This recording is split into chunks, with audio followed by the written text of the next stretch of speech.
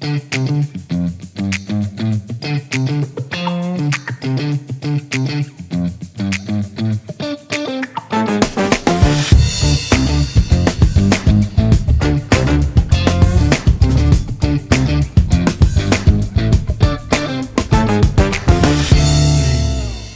back, everybody, to the Wirestorm Forecasting AV podcast. I'm your host for this month, Mark W. Knox. I am the National Business Development Manager for Wirestorm Technologies Pro AV, and we have a very interesting episode for you this month. Our guest this month is Director of Student Support Services at Roger Williams University, which is in Bristol, Rhode Island. So, help her out when it comes to seeing spring, because I think she's still got a long way to go. She has been a leader in the higher education technology space for over 20 years. Our guest is also on the board of ETC, formerly CCUMC, as you may know it, and has a commitment to diversity, equity, and inclusion initiatives. The Wirestorm team and Forecasting AV podcast would like to welcome Karen Ethier to the show this month. Karen, how are you? I'm great. I'm really excited to be here with you, Mark. I really appreciate your invitation. We just met at the ETC conference, Right. and I enjoyed talking to you there. And I'm so glad that we've kept in touch, and That's I'm really right. appreciative of this opportunity to talk to Yeah. you. No, I think, again, we've only met one time in person, but just in general, you really helped me through, whether you know it or not, you helped me through my presentation at Oh, CCUMC. One of the things that I value, right, when I speak in front of an audience of like-minded individuals, is the interaction between the audience members, right? And you, and I believe his name is Michael, were just going back and forth on best practices and trends. And that's where the magic happens, right? It's not necessarily me doing the presentation or running through a PowerPoint. It's when we start to share ideas. So once we had made that connection, I was like, you know what, this will be a perfect individual to have on the podcast. As you guys know, for our loyal listeners, this is our third installment of the Forecasting AV podcast. And this one, we're going to focus on higher education, right? So more specifically, higher education AV and some of the trends. So first and foremost, Karen, I know you're busy. I know you have a busy schedule. So we really appreciate you taking time to talk to us. Just real quick, health check. How are you? How are things going on campus? I alluded to the fact that it's not quite spring yet there in Rhode Island, but how are things going for you? yeah. So we had a pretty mild winter that the last week has a little bit blown up on us. So we finally got some snow, which was shocking. We Right. all forgot, like everything got canceled for like 2 inches of snow, and it's gotten kind of cold and windy. So we're pretty unhappy. But on campus itself, I think, we're excited this year. We're really back from COVID. It Sure. really feels like we're open Yeah. and we're back to more who we are as a institution, as a organization. We feel like Roger Williams again. So Absolutely. that's really exciting. It's been an exciting year from that standpoint. Interesting how you say you feel like Roger Williams again. I would imagine that over the period of COVID, a lot of universities in your position probably lost their identity on a lot of things that they would normally do, right? And kind of became commoditized education, I guess, Mm-hmm. right? In a Mm-hmm. sense of teaching styles, preferred learning styles, right? So, obviously, your position at Roger Williams University is that connection point between facilitator and student, right? You manage the technology deployments that help make that connection.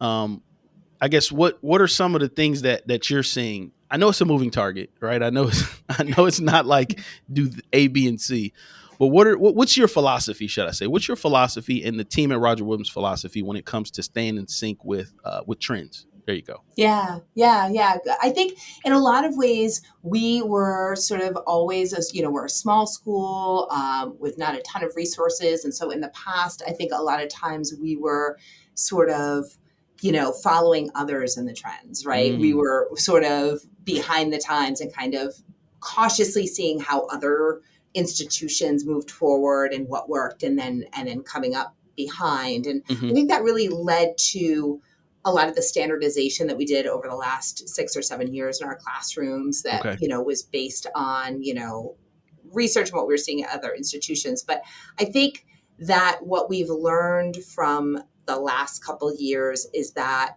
technology is really important. And we always knew that in my area, right? But that Sure. wasn't always known by the faculty and administration in the way that it is now because Hmm. of COVID. And our Hmm. students are coming in demanding um, that technology be seamless and everywhere, and and that our faculty and our administration be really up on whatever it is that the students are using at that time. And so Yeah. we are really trying to look forward. And so some of the things that we're doing here, for instance, are we're looking at flexibility a lot in Okay. our spaces and how we can accommodate different teaching styles and learning styles in Hmm. one space, right?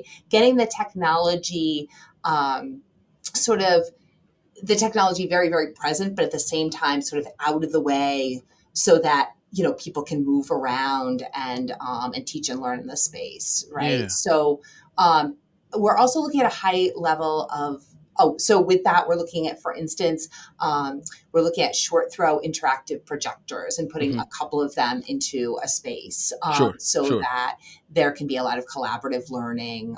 Yeah. We're looking at moving away from heavy teacher stations and how we can really lower the profile of those racks and get them Yeah. against the wall and out of the space for sure. We're also a trend, I think, for us and across higher ed is flexibility. We have learned that we need to be agile. We need to be able to pivot and move fast when things change, Yeah. right? So, Yeah. moving away from processors that have a limited number of inputs and outputs, Right.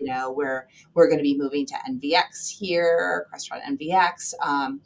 In order to be able to pivot quickly if we want to make changes to a classroom. Yeah. So I think those are some of the things we're definitely seeing here at the university, and that I'm hearing from my colleagues in general in higher ed. Yeah, and I'd be remiss if I didn't mention that you and I should have a conversation before your NVX adventures. We should have a conversation more so about just the Wirestorm technology in general.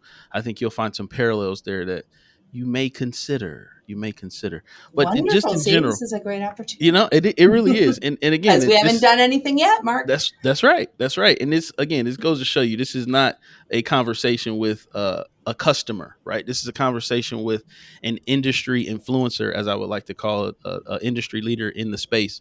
It's a very organic conversation, a very organic episode. You did mention flexibility, right? And um, there's some terms that have been tossed around since COVID. One of them being the high flex classroom, the other being the Mhm. hybrid classroom. In my conversations with some of our higher ed clients, they're telling me that the hybrid classroom is really almost extinct at this point, right? There's a big push to bring people back to campus, and with that, they're always going to have their virtual element, but there's no longer a big push to have a hybrid scenario. What are you seeing in that space? We're seeing a really mixed response to that. So, from Okay. an administrative level, we were told everything is going back on site Yeah. this in the fall semester, and Sure. so that was kind of what we were ready for. We were told to continue to deploy that technology to new spaces, but that's not actually what we're seeing in reality. Hmm. Now that faculty have developed this level of flexibility with their students, they want to continue to offer that, and should be offering that, right? I Yeah. mean, these students are ultimately our customers, right? And that's what they're asking for if they need to miss class or whatever. Yeah. We're also seeing the technology being used in other ways to enhance teaching and learning. For instance, at our law school, they have an initiative now where every class is recorded. And that really was a demand from the student body at the law school, that they Okay. want to have access to those classes afterwards to, re-listen or check a concept or whatever. So Yeah. that same technology that was used, for hybrid teaching and learning is now being used for recording. Sure. We're also seeing faculty doing more with bringing in community partners or outside speakers using that Mm. technology. Hmm. So Hmm. I met with faculty last week about a new space that we are going to be building in the coming months. And we're talking about whether they needed that technology or not. And they were get less concerned about the hybrid teaching and learning and more excited about bringing in, industry people to Yeah. hear presentations that our students were giving. This is in our engineering and computing and construction management school. So bringing in construction management, Sure. um, construction companies to hear our students presenting, or bringing in outside speakers from anywhere in the world, or conversely sending our content out and some of the great work and discussions that we have here at the university, the opportunity to send that out anywhere in the world. So I think it's just, again, a matter of pivot and flexibility. We Yeah. have this technology in space. We in the spaces we learned how to use it. Now, what are the other things we can do with that? Right.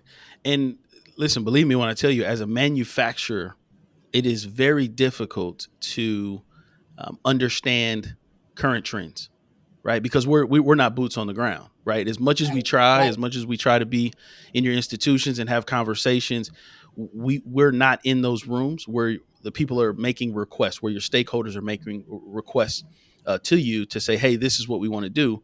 So we obviously rely on you guys to translate that to us.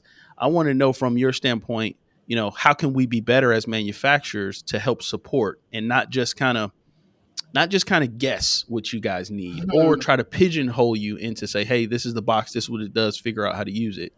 Right? Where's that glue at? Yeah, well, I think this is where the people come in and the relationships come in. Mm-hmm. Mm-hmm. So I think that, over time, it has been sort of the norm that when I speak with a manufacturer or speak with an integrator, it's the sort of attitude is that they're going to tell me what Right. the technologies are that we Right. should be putting in this space, right? And what I'm hearing more and more, especially in my work outside the university, like with ETC and our corporate partners, Yeah. is that manufacturers and integrators are starting to move towards really wanting to know from us, Yeah. to Absolutely. create those relationships Mm-hmm. and to, and to hear what we have to say. And I think we in higher ed recognize that and really value that. Mm-hmm. So, I'm noticing, for instance, when I go to vendor dinners now, they're no longer hard sells. It's Right. more, Karen, what's going on? And, what's going on with you? What's going on at Roger Williams? What are you That's hearing right. from other, I don't hear anything about, someone's products at these vendor dinners or, I was at ISE and I was talking to a manufacturer, said, Karen, could you help us put together a focus group? We just want to know, from you all, how are, your students and faculty using Mm-hmm. technology in the space? Mm-hmm. So I think it's really, I'm hoping that we've entered a new phase in relationship between corporate partners and higher ed where it's more of a back and forth Sure. and that there's a relationship and not sort of that one way Right. attitude that you're telling us what we need. Right. I think that there is a lot of that going on. Right. Again, a lot of my conversations are very transparent, very cordial in a sense of, hey, help me help you, right? Yeah. Um, there's still some institutions out there that have the approach of, I don't necessarily want to talk to any manufacturers. You know what I mean? Right. So I do get Yeah. doors closed in my face, my fair share. But I can also say that the relationships that I've been able to form with groups like ETC and groups like HETMA, right, have really helped accelerate some product development, right? That Yes. makes sense because again, Yes. we've got some very smart, creative people in our R&D department at our factory, in our product department here in the U.S. We can sit and think of stuff all day long. We can sit and convince each other that it needs this many outputs and those many inputs, and we can say, "Hey, that's a great idea," and then we can tell our sales team, "Hey, go sell it." But the reality is, if you guys help us create it, right, then it's a win-win. you Yeah. you get Yeah. what you need, we get what we need. So how would you, I guess, how would you coach another university into being more um, transparent and being more open to creating relationships with manufacturers? Yeah. Yeah. I just do think it's an important part of what our jobs should be. And I think we owe it to our students and our faculty and our Yeah. administration to Hmm. really to know what's going on out there and what's coming up and how it may benefit, Yeah. the university. So I really do encourage, other higher ed professionals to create those relationships. It doesn't Hmm. take much to do a half hour call, every Right. 6 months or even twice a year, you know what I mean? Or if you're going to a conference, just, book a booth tour, book Hmm. 15 minutes with the rep, Hmm. or whatever. But I do want to also highlight opportunities, like ETC and like HATMA, Absolutely. where, we get to create, real, like lasting relationships, with our corporate partners. I think about, my work with ETC, I'm on Yeah. committees, and there are corporate members Members. on those Yeah. committees, Sure. and we're talking about things together, and we're running this organization together, and, and creating real lasting relationships. So, Hmm. I really encourage, my higher ed, friends to, as much as possible, to build those relationships and build those networks Hmm. for sure. Yeah. So let's switch gears a little bit. Let's Yeah. nerd out just for a minute. Um, your ideal scenario, your ideal classroom, if you had 100% control and you had unlimited budget, what would your ideal classroom look like? Oh my God, that is a big question. I know. I know. That's a big question. I think that for me, it would again have a high level of flexibility. Hmm. That there would be, lots of displays, lots of opportunities for interactivity. That it would be easy to use and intuitive to use, right? And that someone could bring any device into that space, and then it was just going to seamlessly interact. So it doesn't matter whether it's my iPhone or my 5-year-old Samsung tablet, Yeah. or Yeah. my Mac laptop, right? That everything is going to just be able to seamlessly interact, within that space with minimum fuss. I think Hmm. we also need to talk about things like accessibility and making sure that everyone can use that space, Absolutely. right? Whether it's a physical, you know, um, disability, or our students who are neurodiverse, and Hmm. I think we really need to think about those spaces and how they're including and excluding, people. Yeah. So those are some So of my thoughts. way back when I was in college, I went to Wright State University in Dayton, Ohio, which at the time, I'm not sure if it still is, but at the time was the number one school for accessibility Oh, for disabilities, fantastic. right? And so there were physical disabilities. There were ramps everywhere. There was very little stairs to get into buildings, right? There was tunnels under the buildings that connected all the basements, and so I do have I'm very sensitive to that in Yeah, that because I had a lot of classes with students that had disabilities of all kinds, and I seen the accommodations that were made, and I also realized that they did not disrupt my learning style either, I love it. right? So it Yes, was right. very cohesive. It was very cohesive. Yes, So I think again, putting that into your ideal classroom, I think that's incredible. That really is incredible. It's it's interesting again because when you were in my session at CCUMC, one of the things that just hit me like a ton of bricks that I never even thought of. Someone from the back of the room, again, I think his name was Michael. he said, um, he said, we will always add technology to a room or a space. And if they want to use it, it's there. But we very rarely take it away. Right. So, with that in mind, what do you think that tipping point is of a classroom or a space being overly technical, Mm, or what's the sweet spot, right? Describe to me the sweet spot yeah. of how I much tech think is really that's needed. yeah. I think that's a really interesting question. Something we're actually struggling with here at the university. Our Okay. classroom standard previously included it all. It Hmm. included, wireless, projection capability, and a document camera, and a laptop connection, and a PC, and a Blu-ray player, and and Yeah. and maintaining all that technology and the space that it takes up, Hmm. and just thinking about where we're moving in terms of technology. I think about, like, my children do half their homework just on their phone, Wow. Yeah. it's like, it's Sure. just crazy. Wow. And so, all these other parts and pieces. And so I think that's where a lot of times data comes in. We're using data to look at how what's being used and what's not being Hmm. used, and trying to use that to inform our decisions Hmm. as much as possible.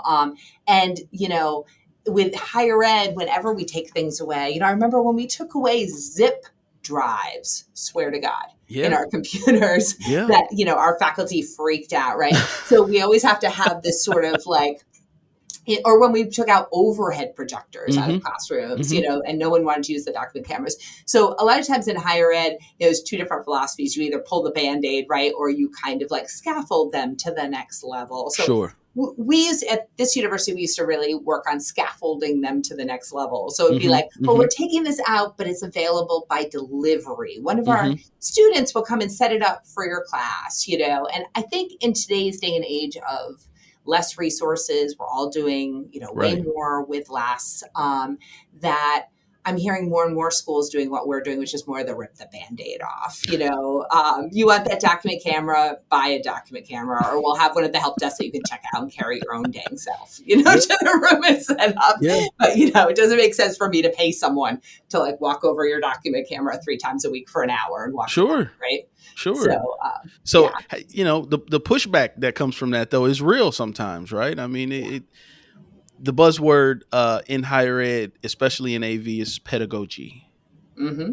which is a Yes. word that I'm not sure any of us were talking about. I know from a manufacturer standpoint, we didn't even know what it meant Mm. before the pandemic, right? So talk to us a little bit about how the pedagogy of the environment, Mm. you got to consider that, right?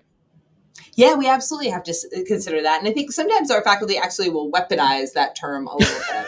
Well, I have, my pedagogy requires, Uh-huh. Uh-huh. and I think we need to, absolutely be attuned to that kind of thinking about the actual science of teaching, right? Absolutely.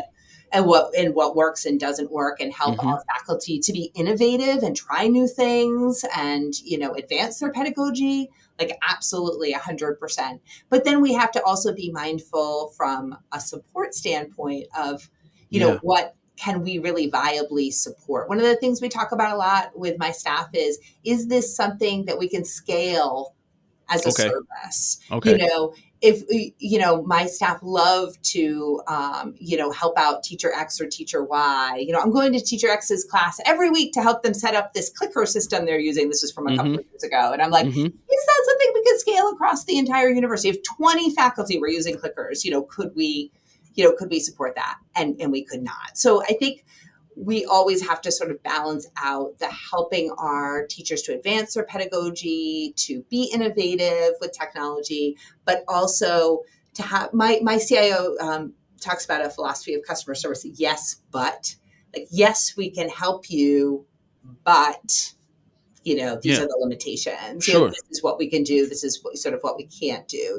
And so we try our best to support their pedagogy, but also to recognize that there's only so much we can do. And if we can't provide a service really well, a support service well, we shouldn't be providing it at Mm. all. Just So, operate at a high level, right? I mean, that's yeah, yeah. yeah. Wow. Okay, looking back, right? It is 2023. A lot has happened over the past 10 years. Okay?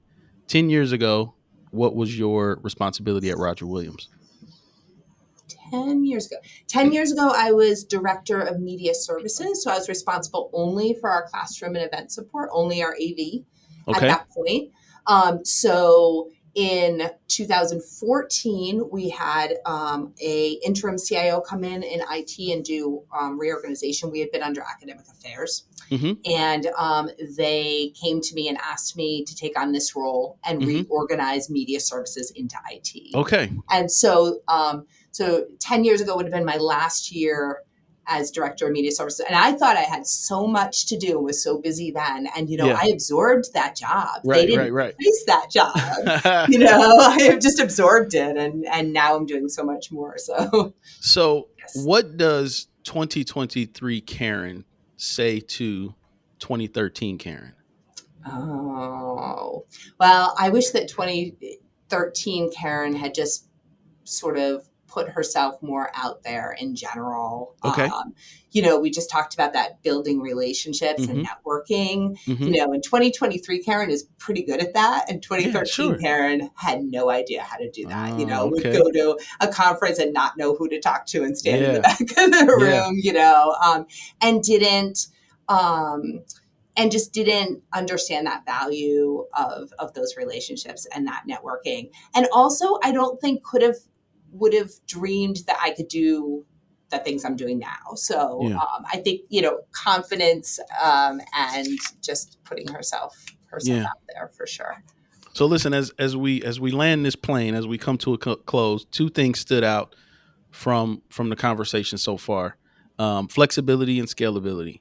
Right. Mm. So I will say, Wirestorm as a manufacturer, uh, you know, unique in a sense of fluid R&D, speed to market. We've got video distribution, signal management, matrix, AV over IP, conference. We've we've got a box that does many things, right? Or many boxes that do many things. Mm. What again is that? What is that device that you're still missing? I know we talked about your dream classroom, but the Hmm. practical device that you've just been. Now I'm gonna give you a hint because you told me something when we were at ETC that you were looking for. You were looking for something that could be wireless, but also Mhm. host Zoom and Teams meetings in like a huddle room, but wirelessly connect. Right? You Yeah. remember that, right? Yeah. Yeah. So what is that device? You come to Wirestorm, you say, Yeah. "Hey, I need this," and Yeah. I needed it Yeah. 2 years ago. I did need it. I needed it 3 years ago, right? Right. So all those wires, all those adapters, Yeah, right? yeah. So yeah, I mean, I think I think that is absolutely what we're looking for, right? Mm-hmm. Is let's Mm-hmm. get rid of all those wires, let's get rid of all those adapters, let's, make it so that any device can come into a space, Yep. that it can project and that it can, connect right up to a camera and microphone in the room Yeah. and you're good to go, very, very quickly. I think that is the dream. I didn't even really need you to remind me because as you were talking, I was You like, oh, I know still what I need would it. want. I still want You that. still want it. All Yeah. right. So, we'll make some phone calls and see if we can get R&D to figure something out. But in the I meantime, appreciate that. again, as we come to a close, I'm going to give you the final word. If you just want to leave our audience with some words to live by, again, flexibility, scalability, networking, whatever you want to impart on our audience, the floor is yours, Karen. Yeah. Okay. Well, I would just, encourage people, my higher ed folks in general, to really see, the audiovisual and IT community as your community, as, resources for you, that you're not alone, that you don't have to figure it out at your school, that there are people who have, done it before, who are doing it now, that you can call and bounce things off of. There are manufacturers and integrators that can work with you. And I think on the integrator and manufacturer side, I would really encourage you all to look beyond the big money, big name schools and start talking to the smaller schools, right? Talk to your community colleges, talk to your state college systems, talk to your HBCUs. There's lots and lots of us out there, and we have money and things to say. And I think a lot of times it ends up being sort of the big schools with the big money who are getting sort of the most voice with the manufacturers and integrators right now. And we may not be able to deploy those technologies that they can. We may not be able to afford it. We may not to do it at the same speed that they can. And we are a larger portion of the market share probably than they are. I Collectively, don't know you for are sure. You absolutely can tell right. me, but No, I no, think we are. you're Yeah. absolutely right. And as soon as we get off of this, I'm going to schedule something to come and see you. Okay. Well, All right. maybe Nice. When it's warmer. I was about to say maybe when spring comes. I'm not going to be there next week, but All right. but listen, ladies and gentlemen, you've heard it here first. The future of AV technology in higher education is centered around community, networking. That's how we get the results. That's how we get the products. That's how we get the answers. And ultimately, that's how we get the student outcomes that we are looking for, right? We are all educators, believe it or not. If you are involved in higher education at any level, manufacturer, integrator, your boots on the ground at the university, on the campus, you have a part in the educational process, right? So let's take Yes. responsibility, let's take ownership, and let's join the community. Thank you so much, Karen, for joining us on this month's Forecasting AV. It was an absolute pleasure. We'll see you guys next month. Thank you. Thanks, Mark.